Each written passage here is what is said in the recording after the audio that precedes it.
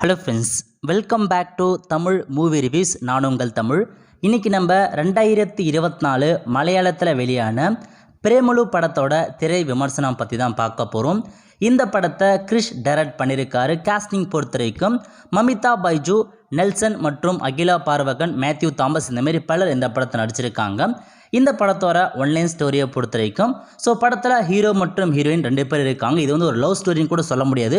ஒரு super different ஜெனரில் படம் எடுத்திருக்காங்க. படத்தோட கதையை பொறுத்த வரைக்கும் நம்ம ஹீரோ காட்டுறாங்க. ஹீரோ காலேஜ்லேயே ஒரு பொண்ணு பார்த்தா லவ் ப்ரப்போஸ் பண்ணுறாங்க. பட் அது ரிஜெக்ட் பண்ணிடுறாங்க அந்த பொண்ணு. அதுக்கப்புறம் நம்ம ஹீரோ பார்த்தா ஃபாரின் போகிறதுக்கு நினைப்பார். பட் அவரோட வீசா ரிஜெக்ட் பண்ணிவிடுவாங்க. ஸோ இதன் காரணமாக அவருடைய அப்பா பேக்கரி வச்சுருப்பார். அந்த பேக்கரியில் ஹீரோ ஒர்க் பண்ணிகிட்டு இருப்பார்.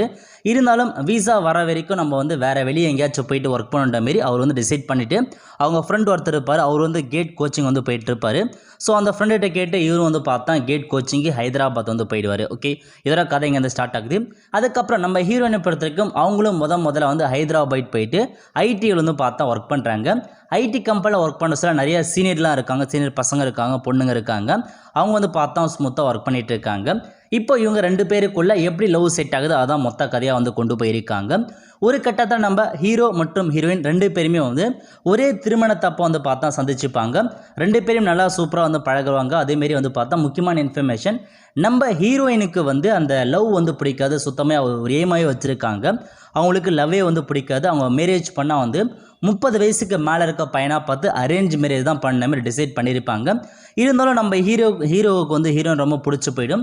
ஒரு கட்டத்தில் பார்த்தா லவ் சொல்கிறதுக்கு என்னமான பண்ணுறாரு அதுலேயுமே ரொம்ப ஒரு காமெடியாக கொண்டு போயிருக்காங்க. ஸோ கடைசியாக நம்ம ஹீரோ அந்த ஹீரோயின் லவ் அக்செப்ட் பண்ணாங்களா இல்லையா, 2 பேரும் சேர்ந்தாலும் இல்லையா, இதான் மொத்த கதையாக கொண்டு போயிருக்காங்க. கண்டிப்பாக நீங்கள் ஒரு லவ் படமாக பார்க்க வேண்டிய அவசியமே இருக்காது. ஏன்னா லவ்ன்றது ரொம்ப கம்மி தான். பட் முழுக்க ரொம்ப காமெடியாக கொண்டு போயிருக்காங்க. எக்கச்சக்கமான காமெடி சூப்பராக ஒர்க் அவுட் ஆகிருக்கு. நீங்கள் தேட்டரில் பாருங்கள். அப்போ தான் கண்டிப்பாக ஒரு பெஸ்ட் எக்ஸ்பீரியன்ஸ் உங்களுக்கு கிடைக்கும். ஏன்னா இந்த படத்தை பற்றி ரிவ்யூ நிறைய பேர் போட்டிருக்காங்க. நீங்கள் தெரிஞ்சிருப்பீங்க. ஒரு பெஸ்ட் என்டர்டைன்மெண்ட் ஃபிலிம். ஸோ மறக்காமல் நீங்கள் தேட்டரில் பாருங்கள். ஸோ காமெடியை பொறுத்தவரை நம்ம ஹீரோயின் கூட ஐடி ஒர்க் பண்ணுற சீனியர் ஒருத்தர் இருப்பார். அவர்லாம் வர எல்லா சீனுமே பக்காவாக பார்த்தா ஒவ்வொரு சீனுமே சூப்பராக காமெடியாக கொண்டு போயிருப்பாங்க.